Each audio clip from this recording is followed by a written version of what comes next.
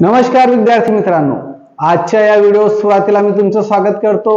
आज आपण पाहणार आहोत इयत्ता चौथी स्कॉलरशिपच्या पुस्तकातील बुद्धिमत्ता, त्यात स्वाध्याय 9.3 दिनदर्शिका। त्याच्यातला पहिला प्रश्न काय सांगितलाय समजून घेऊया। 2019 साली डिसेंबर महिन्याच्या पहिल्या मंगळवारी 3 तारीख होती, तर त्याच वर्षीच्या जानेवारी महिन्याच्या शेवटच्या मंगळवारी किती तारीख होती? मग यासाठी विद्यार्थी मित्रांनो, सुरुवातीला जी माहिती दिलेली आहे पुस्तकात ती समजून घेणं तुमच्यासाठी खूप महत्त्वाची आहे। म्हणजे दिनदर्शिका म्हणजे काय ते जर कळलं तर हे प्रश्न तुम्हाला सोडवायला व्यवस्थित जातील। आता या ठिकाणी बघूया, 2019 तारखेचा 3 डिसेंबरला मंगळवार होता। म्हणजे त्यांनी सांगितलेल्या माहितीनुसार आपल्याला एवढं कळलं की 2019च्या डिसेंबर महिन्याच्या 3 तारखेला मंगळवार होता। यावरून विद्यार्थी मित्रांनो, आपल्याला जानेवारी महिन्याच्या मंगळवारी शेवटच्या आठवड्यात काय येणार ते काढायचं आहे। मग या ठिकाणी मी इकडे समजून देतो, तुमचं लक्ष असेल। या ठिकाणी घेतो मी सोमवार, इथं घेतो मंगळवार, इथं घेतो बुधवार, गुरुवार, शुक्रवार, शनिवार आणि रविवार। पहा विद्यार्थी मित्रांनो, या ठिकाणी जर 3 तारीख दिली आहे मंगळवारी, जर मंगळवारी या ठिकाणी मी 3 तारीख घेतली तर त्यानंतर बघा काय सांगतोय, 1 2 3 4 5 6 7व्या दिवशी तोच वार येतोय। कितव्या दिवशी? 7व्या दिवशी। मग मंगळवारी 3 तारीख होती तर मी 3 पासून सुरुवात केलेली नाही। पुन्हा बघा, 1 2 3 4 5 6 7 म्हणजे मी बुधवार पासून, कारण 3 ला मंगळवार दिलेला होता, म्हणजे 7 दिवसांनी पुन्हा तोच वार येतोय। मग यावरून आपल्याला काय कळलंय की 7 दिवसांनी पुन्हा तोच वार। मग 3 तारखेला जर मंगळवार होता तर 3 मध्ये 7 मिळवा, 10 तारखेला मंगळवार मिळाला, त्याच्यात 7 मिळवा, 17 तारखेला मंगळवार मिळाला, पुन्हा 17 मध्ये 7 मिळवा, 24 तारखेला मंगळवार मिळाला, 24 मध्ये 7 मिळवा, 31 तारखेला मंगळवार मिळाला। मग आता काही गोष्टी तुम्हाला माहित असल्या पाहिजे की 1 जानेवारीला, आता लीप वर्ष तिथे का दिलेलं नाही, जर लीप वर्ष नसेल तर 1 जानेवारीला जो वार असतो तोच वार त्याच वर्षी डिसेंबर महिन्याच्या शेवटच्या दिवशी असतो, म्हणजे 31 डिसेंबरला। 1 जानेवारीला असलेला वार 31 डिसेंबरला पण असतो, सेम वार। आता हे तुम्हाला कळलं। मग जर मंगळवार 31 डिसेंबरला असेल तर 1 जानेवारीला काय मिळालं आपल्याला? 1 जानेवारीला मंगळवार मिळाला, 1 जानेवारीला मंगळवार मिळाला, हे तुम्हाला कळलं। तर आता यावरून पुन्हा जशी आपण बेरीज केली तशीच बेरीज करा, म्हणजे तारीख तुम्हाला कळेल। याच्यात 7 मिळवले 8 तारखेला मंगळवार, 7 मिळवले 15 तारखेला मंगळवार, 7 मिळवले 7 आणि 5 12 22 तारखेला, 22 तारखेला मंगळवार मिळाला, पुन्हा 22 मध्ये 7 मिळवले तर 29 तारखेला मंगळवार मिळाला। मग या ठिकाणी आपल्याला मिळालेलं आहे की जानेवारी महिन्याच्या शेवटच्या मंगळवारी काय तारीख असेल, तर शेवटच्या मंगळवारी असेल 29 तारीख। एवढं लक्षात ठेवायचं। किती सोपा प्रश्न होता। मग ह्या गोष्टी तुम्हाला माहित असल्या पाहिजे। पुढचा प्रश्न आहे दुसरा, 1 फेब्रुवारी रोजी मंगळवार आहे, तर आदल्या वर्षी 1 डिसेंबर रोजी कोणता वार असेल? आता मग 1 लक्षात ठेवा, 1 डिसेंबर। मग तुम्हाला माहिती आहे विद्यार्थी मित्रांनो की पुन्हा 7 दिवसांनी तोच वार येतो। मग आता मी कसं सोडवतोय समजून घ्या। डिसेंबर रोजी कोणता? 1 फेब्रुवारी रोजी मंगळवार आहे, तर आदल्या वर्षी 1 डिसेंबरला कोणता? मग 1 डिसेंबर काढायचंय। मला सांगा डिसेंबर महिन्याचे दिवस किती मिळाले? किती मिळाले? 31, बरोबर। मग डिसेंबर महिन्याचे आपल्याला दिवस मिळाले 31। डिसेंबर नंतर काय येतो? जानेवारी। जानेवारीचे मिळाले आपल्याला, जानेवारीचे किती सांगा लवकर? 31। तुम्हाला हे माहित असेल, जे उंच वरती भाग येतात ते असतात 31 दिवसांचे, म्हणजे खाली खोल दरी असते ती असते 30 दिवसांची. फक्त फेब्रुवारी खाली येतो तो सोडून, कारण फेब्रुवारी मध्ये 28 दिवस येतात, लीप वर्ष असेल तर 29 दिवस येतात. मग ह्या ठिकाणी पहा, आता डिसेंबरचे मिळाले 31 दिवस, जानेवारीचे मिळाले 31. 31 आणि 31 किती दिवस झाले? 62. सर 62 का? कारण 1 फेब्रुवारी मंगळवार होता म्हणून 1 तारीख पकडलेली नाही. 1 डिसेंबर काढायचा आहे म्हणून तो 1 डिसेंबर म्हणजे डिसेंबरचे पूर्ण दिवस आणि जानेवारीचे पूर्ण दिवस पकडले तर 62 दिवस होतात. त्या 62ला 7 ने भाग द्या. मग 7च्या टेबल मध्ये 6 येत नाही म्हणून डायरेक्टली 2 डिजिट म्हणजे 2 अंकी संख्या घेतली तरी चालतात. 7 8 जा 56 होतात. आता 56 मधून 62 मधून 56 मायनस केले तर 6 उरतात. किती उरतात? 6. मग आता उरलेले जे अंक म्हणजे जी संख्या असते, जो डिजिट असतो तेवढे आपल्याला पुढे द्यायचे असतात. पण या ठिकाणी काय दिलेलं आहे? मागचं, म्हणून आपण मागे जाऊया. कारण मागचं आहे, फेब्रुवारीची दिलेली आहे आणि डिसेंबरची विचारली म्हणून 6 दिवस मागे जाऊया. मग आता 6 दिवस मागे जाताना पहा, या ठिकाणी इथं घेतो मी, मंगळवार होता, मंगळवार कुठे गेला? मंगळवार. मंगळवार नंतर काय येतो? मंगळवारचा आधीचा वार, मंगळवारचा आधीचा वार सोमवार, नंतर रविवार, रविवारचा आधी शनिवार, नंतर शुक्रवार, गुरुवार, बुधवार. बघा 1 2 3 4 5 6 वार मागे गेलो तर बुधवार मिळालं, म्हणजे त्या दिवशी काय वार असेल? बुधवार असेल. जर तुमचा या ठिकाणी व्यवस्थित प्रॅक्टिस झाली असेल विद्यार्थी मित्रांनो तर आठवड्याचे वार 7 असतात. मग इथं 6 दिले तर 6 वार मागे न जाता 1 वार फक्त पुढेही गेले. काही विद्यार्थी जे हुशार असतात ते काही ट्रिक लक्षात ठेवतात, तर 1 वार पुढेही गेलो तरी चालतं. मग आता या ठिकाणी 6 होते, मी 1 वार पुढे जाईल. मग 1 वार पुढे जाईल म्हणजे मंगळवार, मंगळवारच्या पुढे 1 वार गेलो काय होता? बुधवार. पर्याय क्रमांक 1. ह्या पद्धतीने तुम्ही सोडवू शकता. पुढचा प्रश्न आहे तिसरा. पुढचा प्रश्न आहे तिसरा.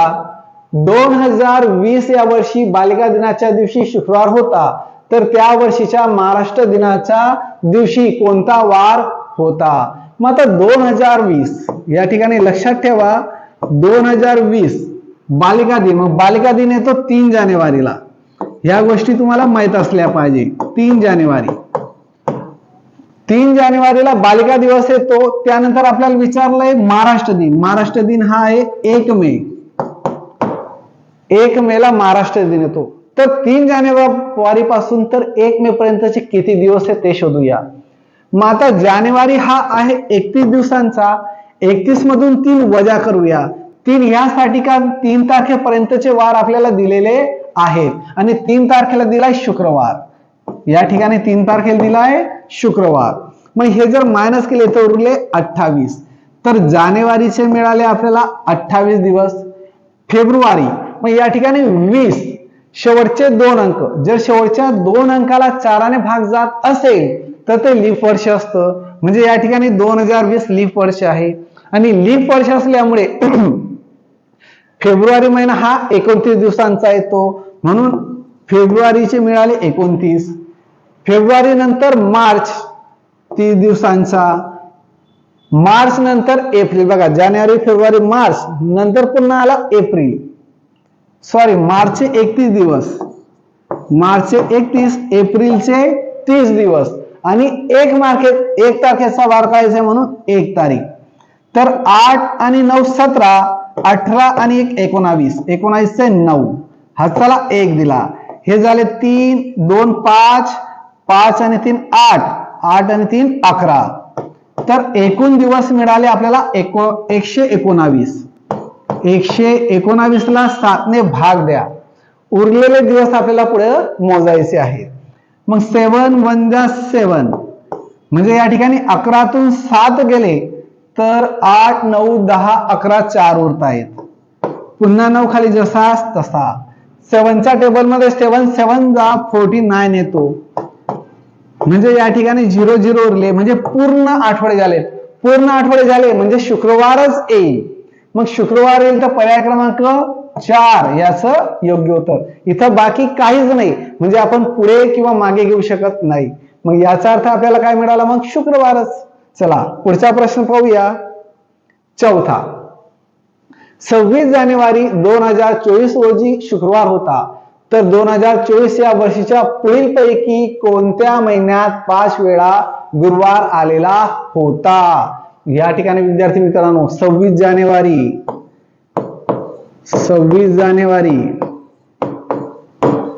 2024 आपल्याला दिलेला आहे आणि तो वार दिलेला आहे शुक्रवार.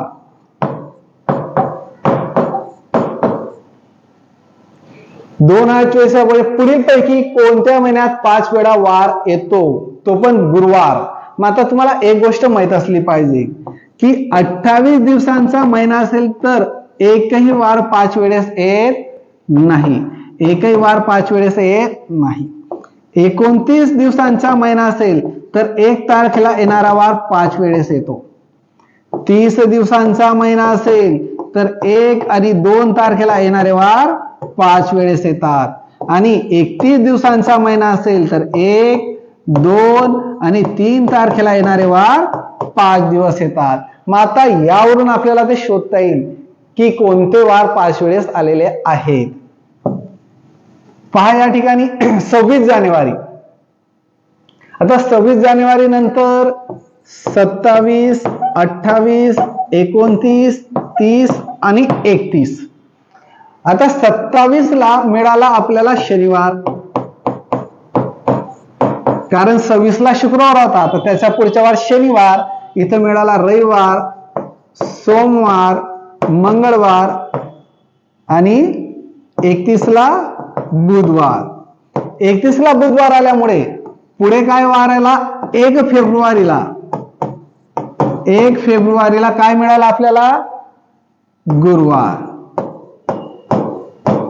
हे तुमच्या लक्षात आलं असेल. शनिवार नंतर आपण क्रमाने पुढे गेलो तर 1 फेब्रुवारीला मिळाला गुरुवार. आता फेब्रुवारी 2024 आहे. 2024 म्हणजे लीप वर्ष आहे.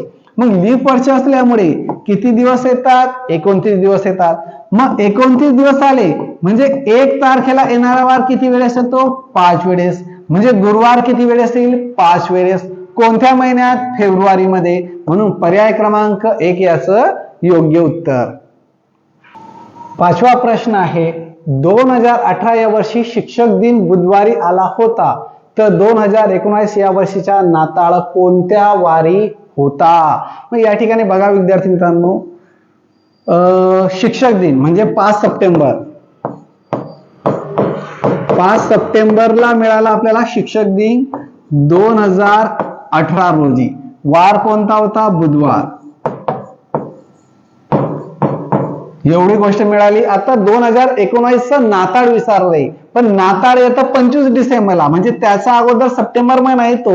म्हणून 5 सप्टेंबर 2019 ला एक वार पुढे जाईल, म्हणून इथे येईल गुरुवार. एक वार का पुढे जाईल? कारण नियम मध्ये दिलेले आहे की 1 तारखेला येणारा वार पुढच्या वर्षी 1 दिवसाने पुढे सरकतो.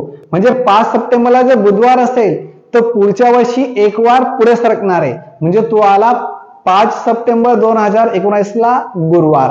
आता हे मिळाल्यानंतर आपल्याला माहित असलं पाहिजे नाताळ. मग नाताळ आहे 25 डिसेंबरला. नाताळ मिळालं 25 डिसेंबर.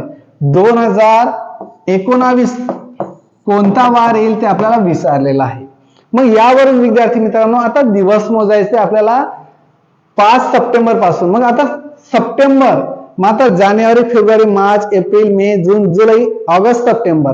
सप्टेंबरला 30 दिवसांचा, 30 पैकी हे 5 मायनस करूया, म्हणजे 25 दिवस मिळाले आपल्याला सप्टेंबरचे. या ठिकाणी थोडं महिने शॉर्टकट लिहिणार आहे तर समजून घ्या. सप्टेंबर नंतर ऑक्टोबर येतो 31, नोव्हेंबरचे 30 आणि डिसेंबरचे 25, कारण 25 डिसेंबरची तारीख काढायची म्हणून तेवढे दिवस घेतले आणि या ठिकाणी मोजूया 5 आणि 1 6 आणि 5 11चा 1 पुन्हा 1 कॅरी केला 1 आणि हे 2 3 3 6 6 मध्ये 3 मिळेल 9 9 आणि 2 11 एकूण दिवस मिळाले आपल्याला 111. मग ह्या ठिकाणी 111 ला 7 ने भाग द्या 7 1 7 या ठिकाणी 11 मधून 7 गेले 4 उरले पुन्हा 1 खाली घेतला 7 5 जा 35 म्हणजे 7 5 35 आणि 41 मधून 35 गेले तर 6 बाकी उरले तर गुरुवारचा पुढे 6 दिवस आपल्याला जायचे. मग गुरुवार नंतर शुक्रवार शनिवार रविवार सोमवार मंगळवार आणि बुधवार. मग बुधवार या ठिकाणी येते पर्याय क्रमांक 1 मध्ये म्हणजे याचं योग्य उत्तर मिळालं आपल्याला पर्याय क्रमांक 1. पुढचा प्रश्न पाहूया. पुढचा प्रश्न आहे 6वा. अमर त्याच्या बहिणीपेक्षा 737 दिवसांनी मोठा आहे. बहिणीचा जन्म शनिवारी झालेला आहे तर अमरचा जन्म कोणत्या वारी झालेला असेल. आता पहा या ठिकाणी विद्यार्थी मित्रांनो अमर आणि तिची बहीण. आता या ठिकाणी बहिणीचा जन्म दिलेला आपल्याला शनिवारी.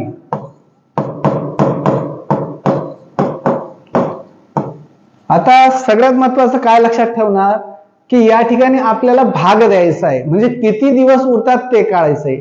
आता अमर त्याचा बहिणीपेक्षा मोठा आहे म्हणजे बहिणीचा जन्म नंतर झाला पण बहिणीचा झाल्यामुळे आता आपल्याला काय करावं लागेल दिवस मागे घ्यावं लागतील जेही उरतील ते पुढे घ्यावे लागणार नाही एवढं लक्षात ठेवायचं.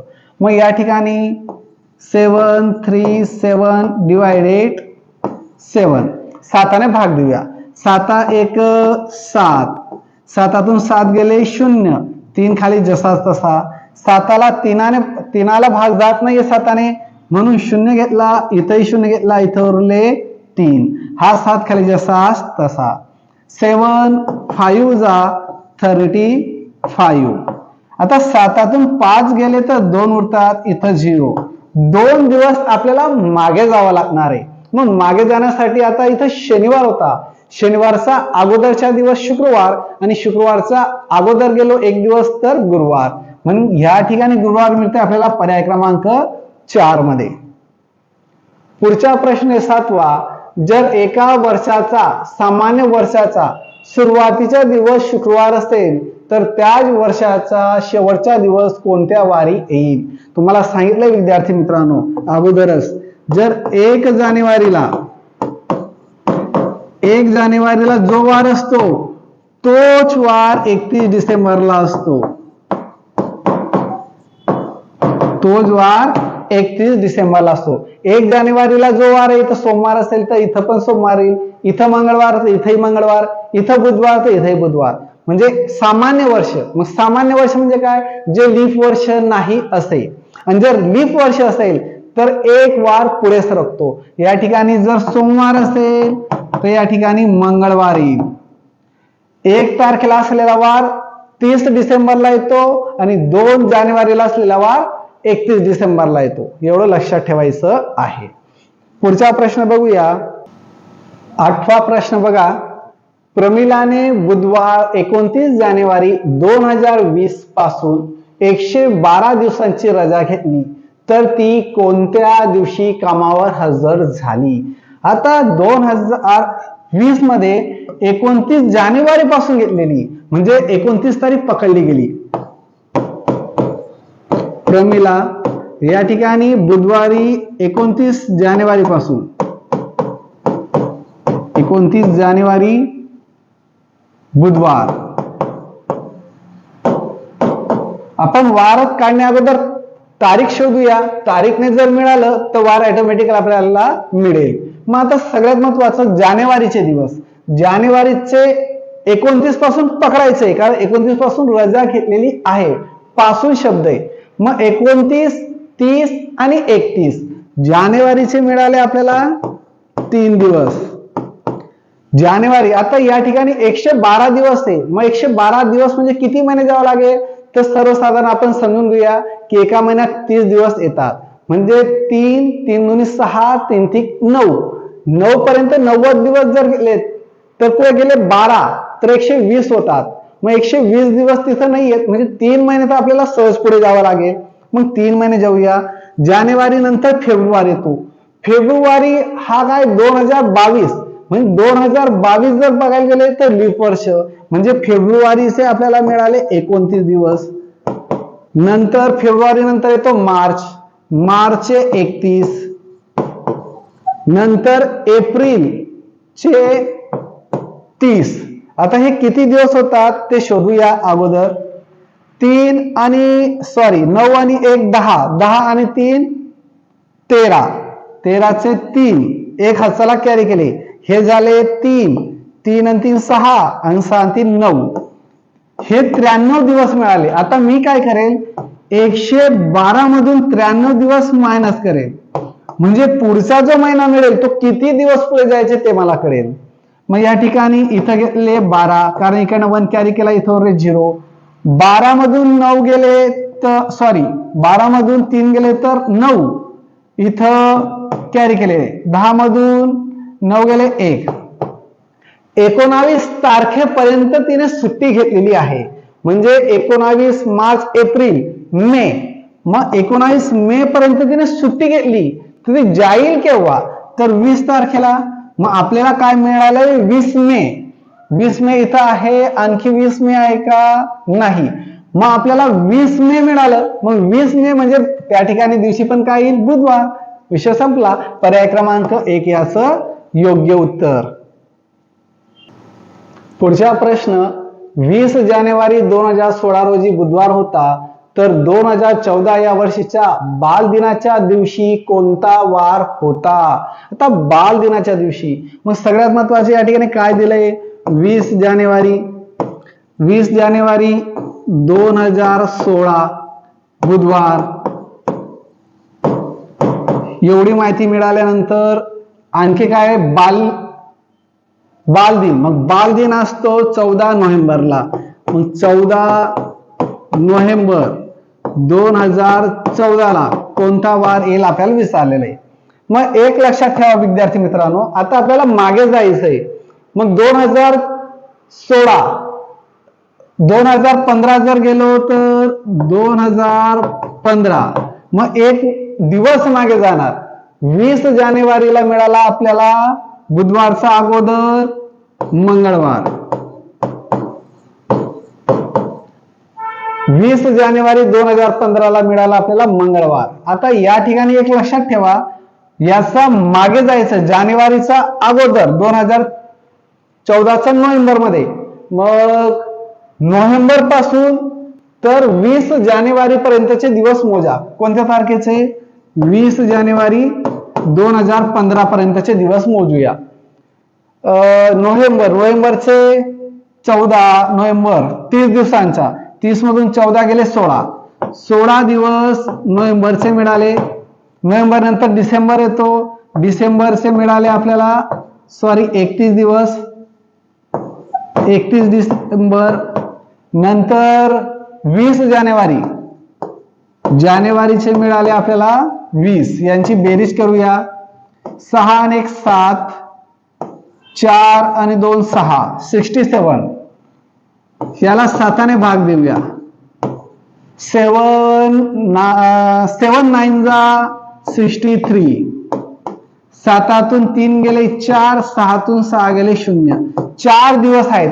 4 दिवस आपल्याला मागे यायचंय. मग मागे येण्यासाठी आता मंगळवार होता, मंगळवारचा अगोदर सोमवार, सोमवारचा अगोदर रविवार, रविवारचा अगोदर शनिवार आणि शनिवारचा अगोदर शुक्रवार. मग या ठिकाणी शुक्रवार येतं. पर्याय क्रमांक 1 याचं योग्य उत्तर. आणि विद्यार्थी मित्रांनो, उर्वरित प्रश्न आपण नंतर घेऊया, कारण व्हिडिओ खूप मोठा होतोय आणि जास्त मोठा असल्यामुळे तेवढा वेळ तुमच्याकडे मोबाईल देत नाही, म्हणून राहिलेले प्रश्न आपण उद्या पाहूया. धन्यवाद विद्यार्थी मित्रांनो, भेटूया उद्याच्या दिवशी पुढच्या व्हिडिओमध्ये.